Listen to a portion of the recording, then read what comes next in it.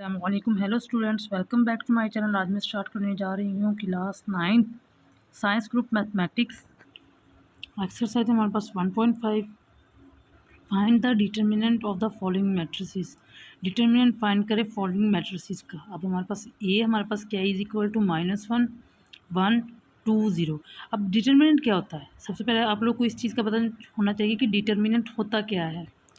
Determinant 2/2 matrix let A is equal to A, B, C, D.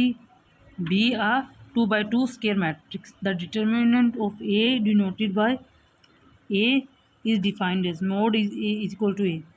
A is equal to determinant A. Determinant A हम लिखते कैसे हैं, A mode के ज़रिए, ठीक है। फिर इसको इससे मल्टीप्लाई करते हैं, इसको इससे मल्टीप्लाई करते हैं। AD माइनस, दरम्यान में साइन क्या था हमारे पास, माइनस का, ठीक है। और इसी तरह एक एग्जाम्पल भी है, let b is equal to 1 3 1 -2 3। अब डिटर्मिनेंट फाइंड करने, determinant of b is equal to, एक हमने लाइन कौन सी लगानी, स्ट्रेट, 1 1 -2 3। अब 1 को हमने दिया 3 से किया और 2 को 1 से किया, दरमियान में साइन क्या है, -1, माइनस माइनस क्या हो गया, +3 2 5।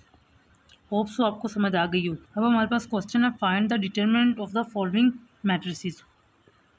हमारे पास matrices A is equal to -1 1 2 0। अब determinant A is equal to -1 1 2 0। हमने इसको इससे मल्टीप्लाई करना, इसको इससे मल्टीप्लाई करना, ठीक है। -1 0 और 2 और 1 आ गया, ठीक है। दरम्यान में साइन कौन सा आना, माइनस का। और इनमें डिटर्मिनेंट फाइंड करने के लिए हमेशा लाइन कौन सी लगानी, स्ट्रेट, 0 -2 सेम ऐसे ही b is equal to 1 3 2 -2। b का डिटर्मिनेंट फाइंड करना है तो इसको इससे मल्टीप्लाई करना आपने और इसको इससे मल्टीप्लाई करना है। 1 को -2 से किया और 2 को -3 से किया, दरम्यान में साइन कौन सा लगाना, माइनस। 2 1 था -2 और ये माइनस आ गया, 2 3 था 6 6 और 2 8 -8 आ गया। सेम ऐसे c is equal to 3 2 3 2। c हमारे पास क्या है, डिटर्मिनेंट 3 2 3 2, 3 2 द 6 -3 2 द 6 0 आ गया। d is equal to 3 2 1 4। 3 को 4 से किया, 1 को 2 से किया, दरमियान में साइन क्या आ गया, -12 -2 is equal to 10। Question number 2 है, वी फाइंड करें which of the following matrices are singular और नॉन सिंगुलर। अब सिंगुलर मैट्रिक्स क्या होता है और नॉन सिंगुलर मैट्रिक्स क्या होता है, पहले आप लोग को इन चीज़ों का पता होना चाहिए। A square matrix A is called singular if the determinant of A is equal to 0। जिसका डिटर्मिनेंट 0 के इक्वल आ जाए वो क्या होता है, singular. A is equal to 1 2 0 0 is a singular matrix because इसका determinant of A is equal to 0। और non singular क्या था, square matrix A is called non singular matrix if the determinant of A, अगर A का determinant equal not equal to 0, A का determinant 0 के equal ना आए तो हमारे पास क्या होता है, non singular. A is equal to 1 1 0 2 is a non singular since determinant of A is equal to 1 multiply 2 -0 multiply 1, 2 1 the 2 0 का 0 आ गया तो इज इक्वल टू 2 आया है, तो ये हमारे पास नॉन सिंगुलर मैट्रिक्स, इसका आंसर 0 के इक्वल नहीं आया। तो ये हमारे पास जिसका डिटर्मिनेंट 0 हो तो वो सिंगुलर, जिसका डिटर्मिनेंट 0 नहीं होता तो वो कौन सा, non singular. Find which of the following matrices are singular और नॉन सिंगुलर। अब सिंगुलर मैट्रिसेस कौन सा होता है और नॉन सिंगुलर कौन सा होता है, तो मैंने आपको बताया है कि सिंगुलर मैट्रिसेस ऐसे मैट्रिसेस होते हैं जिनका हमारे पास जो डिटर्मिनेंट होता है वो 0 आ जाए, ठीक है। और नॉन सिंगुलर वो होते हैं जिनका हमारे पास डिटर्मिनेंट 0 नहीं आता। अब हमारे पास A इज इक्वल टू 3 6 2 4। आपको मैंने बताया डिटर्मिनेंट को शो कैसे करते हैं, इस स्ट्रेट लाइन से शो करते हैं और फर्स्ट को इसके साथ करते हैं मल्टीप्लाई और इसको इसके साथ करते हैं, ठीक है। तो हमारा 3 4 द 12 आ गया, 6 2 द 12 12 12 में से 12 गए, 0 आ गए, तो ये हमारे पास क्या है, सिंगुलर मैट्रिसेस। अब B इज इक्वल टू 4 1 3 2। अब B का डिटर्मिनेंट 4 1 3 2, 4 2 द 8 3 1 द 3, 8 में से 3 गए 5, तो ये हमारे पास 0 के बराबर नहीं आया, तो ये क्या है, नॉन सिंगुलर मैट्रिक्स। फिर हमारे पास C इज इक्वल टू 7 -9 3 5। अब C का डिटर्मिनेंट लेते हैं, जब डिटर्मिनेंट लिया 5 7 द 35 और 9 3 द 27 माइनस माइनस प्लस तो 62। ये भी किसके बराबर, ज़ीरो के बराबर नहीं है, तो ये क्या है, नॉन सिंगुलर मैट्रिक्स। सेम ऐसे ही D is equal to 5 minus 10 minus 2 4, तो 5 4 द 20 10 टू द 20, ठीक है। दरम्यान में साइन कौन सा, जमा माइनस माइनस 20 20 में से 20 के 0, तो ये क्या सिंगुलर मैट्रिक्स। इनका आंसर किसके बराबर आ गया, 0 के। फाइंड, क्वेश्चन नंबर 3 में कह रहे हैं find the multiplicative inverse of each. Multiplicative inverse find करें हर मैट्रिक्स का। अब A इज इक्वल टू -1 3 2 0। अब इसका मल्टीप्लिकेटिव इन्वर्स फाइंड करना हमने। अब मल्टीप्लिकेटिव इन्वर्स होता क्या है, सबसे पहले हमें ये पता होना चाहिए। Inverse of the matrix using adjoint, let M is equal to A B C D a square matrix है। To find the inverse of M, हमने इन्वर्स फाइंड करना M का। M inverse find, we find the determinant is inverse. Determinant सबसे पहले वो हम क्या find करेंगे, डिटर्मिनेंट। इफ़ अगर इज एज इन्वर्स, इन्वर्स का निकालने के लिए हमने क्या करना, डिटर्मिनेंट फाइंड करना। इस ये तभी ही पॉसिबल है, ओनली इफ़ अगर नॉन सिंगुलर मैट्रिक्स, अगर हमारे पास मैट्रिक्स कौन सा था, नॉन सिंगुलर आ जाए, तो फिर हम उसका इन्वर्स फाइंड कर सकते हैं, अदरवाइज हम इन्वर्स फाइंड नहीं करेंगे।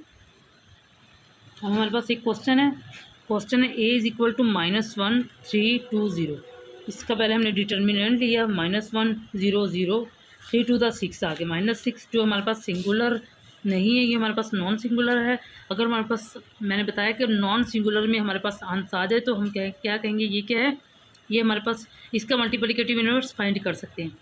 मल्टीप्लिकेटिव इन्वर्स फाइंड करने के लिए हमेशा चीज़ A inverse is equal to adjoint A over A mod. अब एडजॉइंट A फाइंड करना है।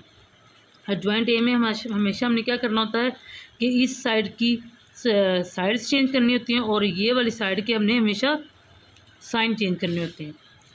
ये वाली साइड जो होती है इसके हमेशा जगह चेंज होती है और इधर वालों की साइन चेंज होते हैं। इसकी हमने जगह चेंज कर ली, -1 को 0 की जगह, 0 को -1, 3 को 3 की जगह साथ माइनस लगा दिया और -2 के साथ भी माइनस लगा दिया, तो हमारे पास क्या आ गया, 0 -3 -2 -1, और हमारे पास डिटरमिनेंट का आंसर क्या आ गया, -6। हमने एज इट ऐसे किया, 1/6 को हम उधर ले गए,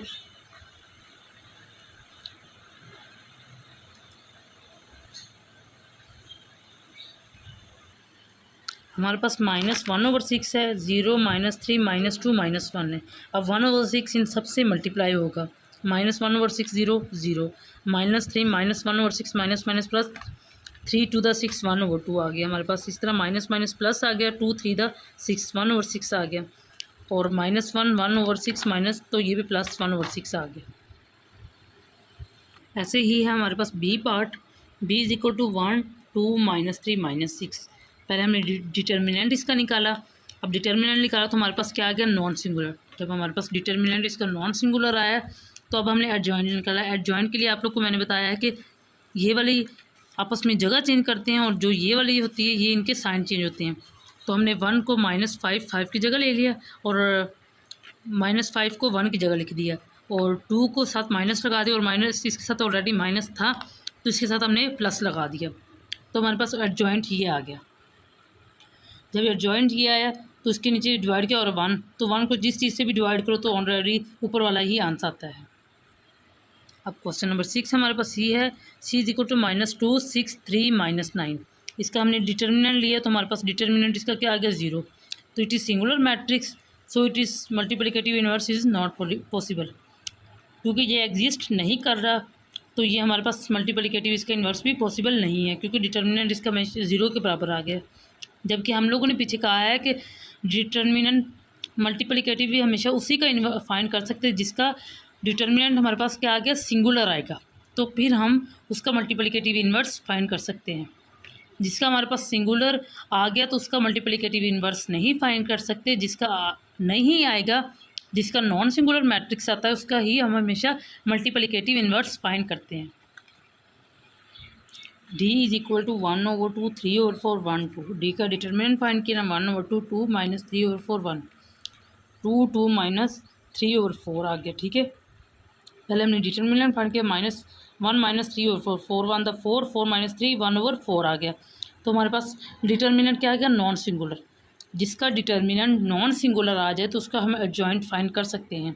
एडजॉइंट फाइंड करके उसका मल्टीप्लिकेटिव इन्वर्स निकाल सकते हैं। अब हमने एडजॉइंट फाइंड किया।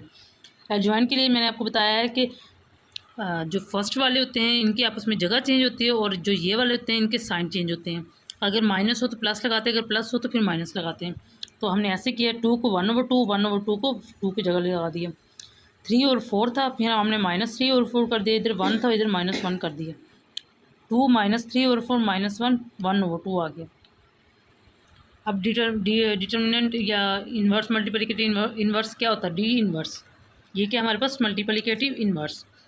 D inverse is equal to adjoint D over D determinant. अब हमने एडजॉइंट की वैल्यू लिख दी, तो डिवाइड कर दिया 1/4। जब 4 ऊपर जाता होता है तो ये हमारे पास मल्टीप्लाई हो जाता है, ऊपर जाके मल्टीप्लाई होगा। 2 - 3/4, 1/2। अब जो ये 4 है वो सबके साथ आपस में क्या होगा? मल्टीप्लाई। 4 2 द 8, -3 एज इट आ गया, 4 से कट के -4 आ गया, 1/2 2 द 4 आ गया। तो D inverse is equal to 8 - 3 -4 2 आ गया। होप सो आपको आज की वीडियो समझ आई होगी। प्लीज़ सब्सक्राइब और व्यू लाजमी कीजिएगा।